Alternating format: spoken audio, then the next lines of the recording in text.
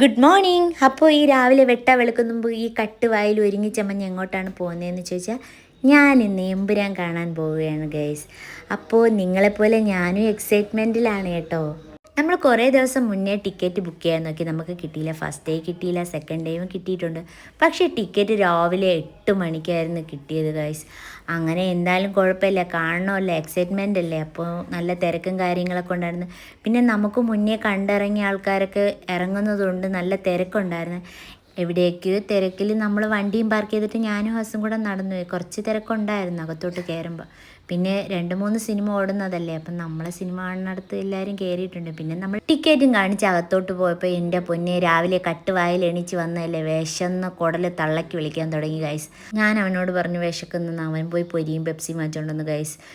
വിശന്നിരുന്നുകൊണ്ട് ഞാൻ വെട്ടി വിഴുങ്ങി. ചുറ്റുമുള്ളതൊന്നും ഞാൻ കണ്ടില്ല. ആരൊക്കെ ബാക്കിൽ ഇരുന്നൊക്കെ നോക്കുന്നുണ്ട്, ഞാൻ മൈൻഡ് ചെയ്തില്ല.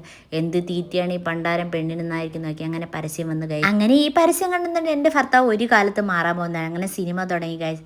എൻ്റെ പൊന്നെ, ഒരു രക്ഷയില്ല എന്ന് പറയാം. അടിപൊളി വെടിവെപ്പൊക്കെ ഉണ്ടായിരുന്നു.